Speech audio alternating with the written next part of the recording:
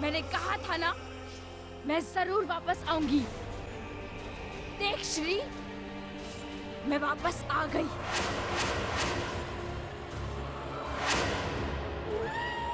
देख श्री, तेरे सामने जो कंगना खड़ी है कितनी शक्तिशाली है। और अब वो कंगना तुझे बर्बाद करके छोड़ेगी। ये कोशिश तुम पहले भी कर चुकी हो, लेकिन अंजाम क्या हुआ? तब भी तुम ही हारी थी और आज भी तुम ही हारो। नहीं श्री, इस बार ऐसा कुछ नहीं होगा। पहले मैंने दूसरों को हथियार बना के तुझ पर वार किए थे, लेकिन इस बार मेरा हथियार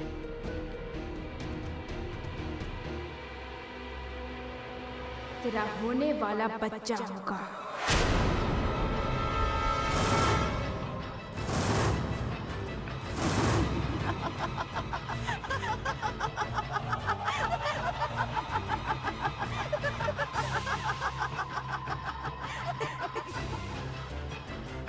कितना अच्छा लगेगा ना, जब तेरी ही कोख से जन्म लेकर मैं तेरा पति और तेरा परिवार खत्म कर दूंगी। नहीं, ये नहीं हो सकता। मैं अपने होने वाले बच्चे पर तुम्हारी बुरी परछाई कभी नहीं पड़ने दूंगी, कभी नहीं। ये तो वक्त ही बताएगा श्री, और मैं तुझे यहाँ खुली चुनौती देने आई हूँ।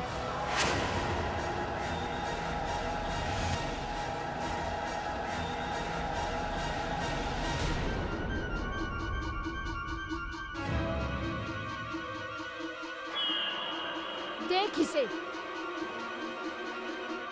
जैसे जैसे इस गुड़िया का रंग हरा होता जाएगा तो समझ लेना श्री,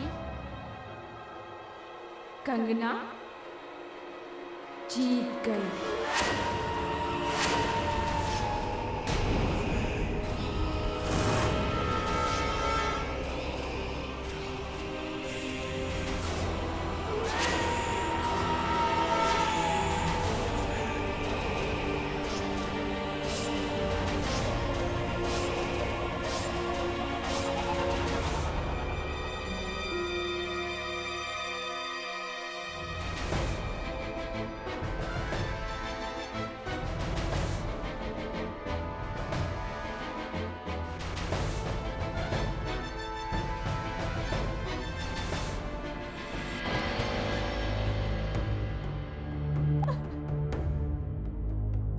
श्री, तुम ठीक तो हो ना? हाँ?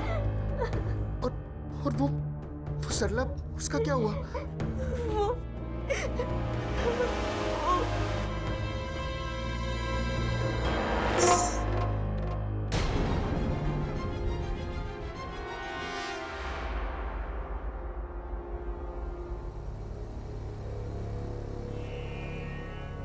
Very good. उम्मीद की किरण दिखाई दे रही है।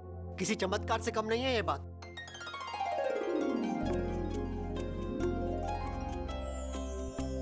डैनी बेटा,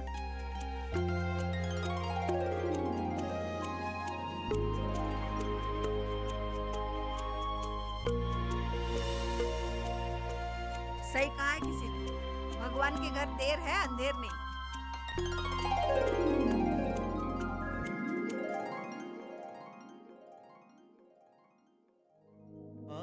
माँ, अब आंखों में आंसू किस लिए? अब तो डॉक्टर ने भी कह दिया है कि पापा ठीक हो जाएंगे। पता नहीं क्यों बेटा, हमारे साथ ये ऐसा क्यों होता है? तेरे पापा ठीक होने वाले हैं। उम्मीद की किरण दिखाई दे रही है और वह सरला।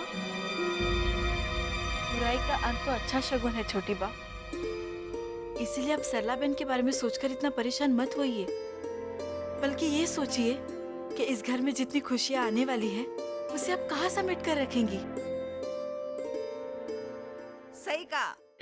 हरी, ये बता, तुझे लड़का चाहिए या लड़की?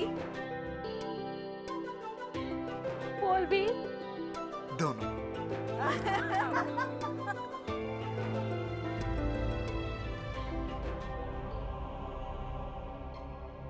जैसे जैसे इस गुड़िया का रंग हरा होता जाएगा, तेरे गर्भ में मेरा आकार बढ़ता चला जाएगा।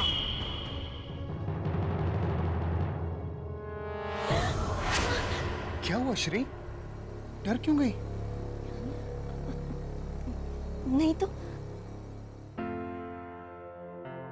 क्या बात है श्री, इतनी परेशान?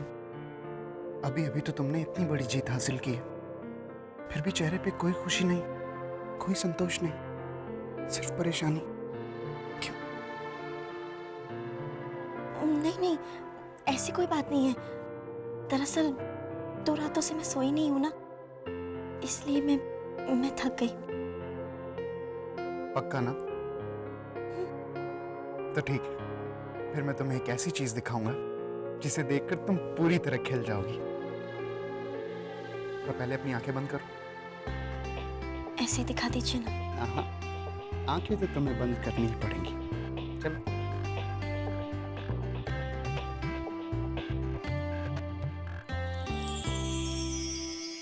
खोलूं? खोलो।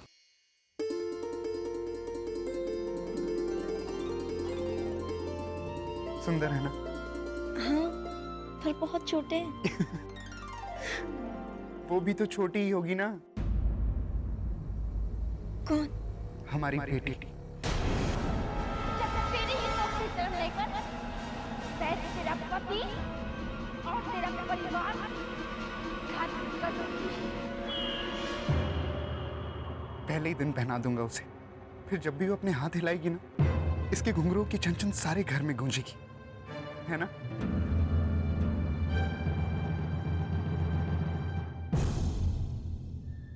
I'm sorry श्री,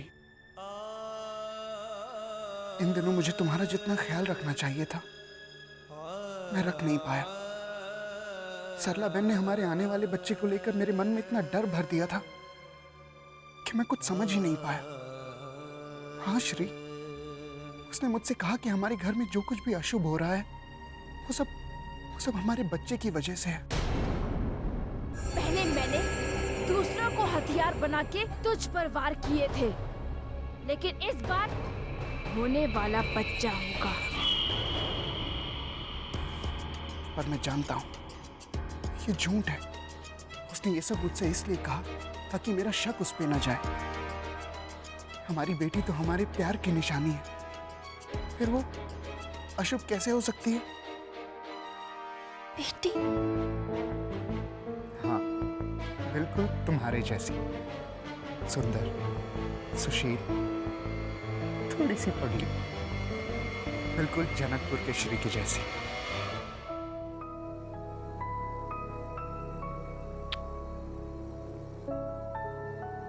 मैं अभी आया।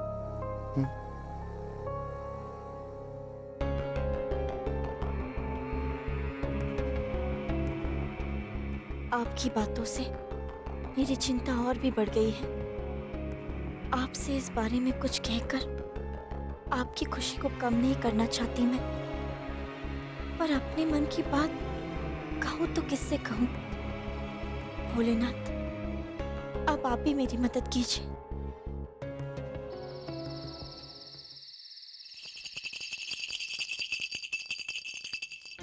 फैबा, फैबा देखो ना, अच्छी आवाज है ना इसकी। हाँ बाबा हाँ, बहुत अच्छी आवाज है। छोटू, तुझे पता है हमारे जमाने में तो लकड़े के झुनझुनिया हुआ करते थे। न जाने अब तो क्या नई नई चीजें आने लगी है। नरोत्तम, बता तो सही, क्या लाया है तू अपनी श्री के लिए? अब क्या बताऊं शोभा बेन, आप तो साथ में थी नहीं जो सलाह देती, बस जो समझ में पड़ा वो ले आया। अब बहाने मत बना और दिखा क्या लाया है तू अपनी श्री के लिए। हाँ, ये शोभा बेन, जब से ये खुशखबर सुनी है तब से श्री को देखने के लिए मन तड़प रहा है। मुझे तो यकीन ही नहीं हो रहा कि कुछ ही दिनों में मैं नाना बन जाऊंगा।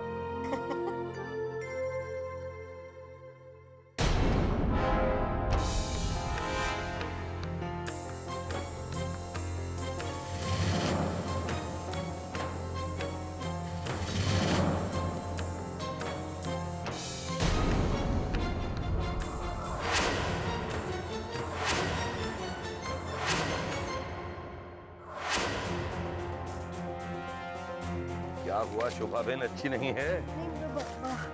नरोत्तम, ये सब क्या है? ये क्या? मैं भी वही कह रही हूँ। अरे टूटी हुई चीजें तो अपनी श्री को देगा। शोभा बहन, ये कैसे हो सकता है? सारी चीजें मैंने खुद खरीदी थी और छोटू के हाथ में दी थी। क्या रे नालायक, तुझसे एक काम भी ढंग से नहीं होता है क्या? हाँ? पर फहीमा, मैंने सब ठीक से रखा था। ठीक से रखा था? ये सारी चीजें अपने आप टूट गई क्या? हाँ? जरा भी अक्ल नहीं है। जब देखो तब कोई भी काम ढंग से नहीं करता है। सच्ची फहीमा, मैंने ठीक से रखा था। क्या ठीक से रखा था? हाँ?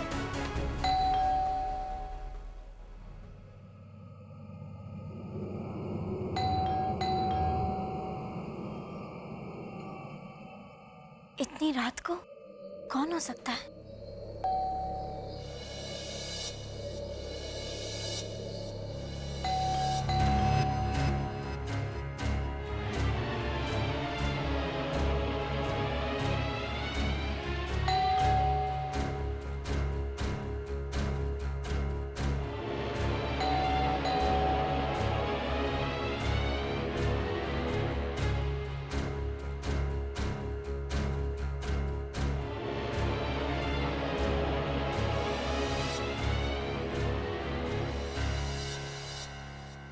कौन? कौन है वहां?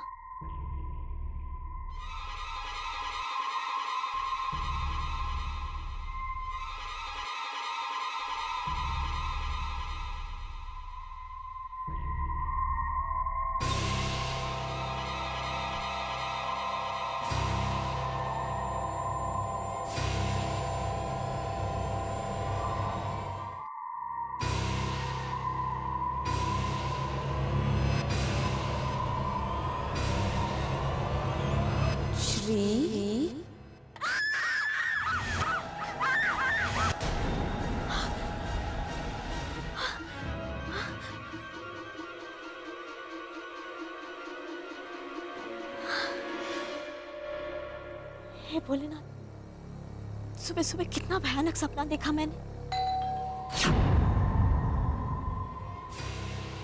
ये क्या? ये घंटी की आवाज तो अब भी मेरे कानों में गूंज रही है।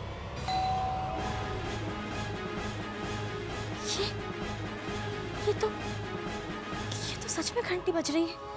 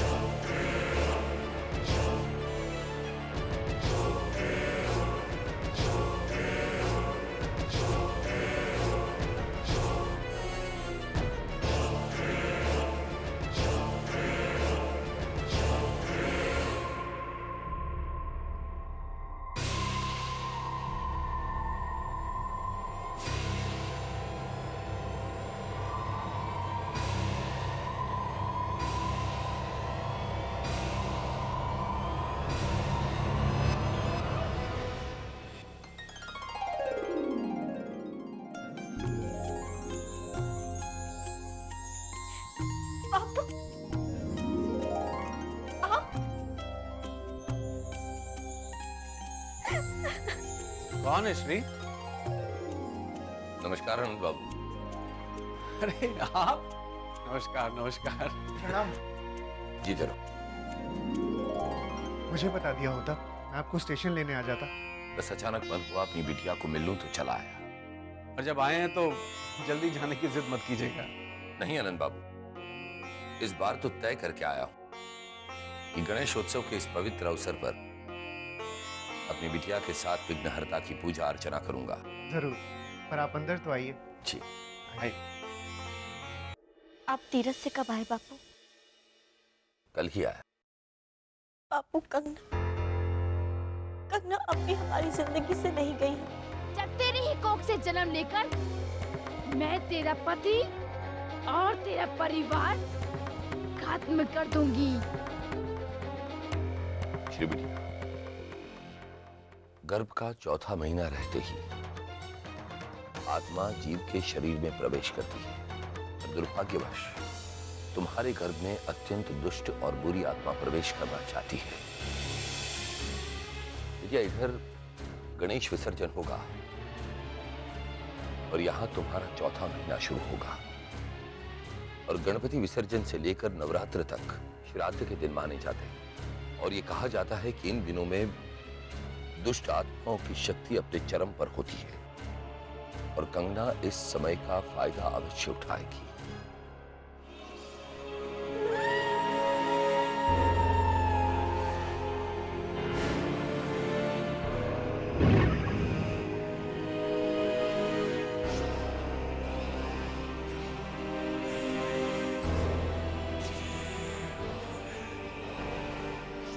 मेरा क्रोध कब और कैसे तेरे अंदर प्रवेश कर जाएगा तुझे पता भी नहीं चलेगा श्री। या शायद ये भोलेनाथ की ही इच्छा हो और इसीलिए मैं तीर्थ यात्रा से लौटते वक्त तुम्हारे लिए ये पुस्तक लेकर आया। इसका मतलब मेरे पास गणेश विसर्जन तक का ही समय है।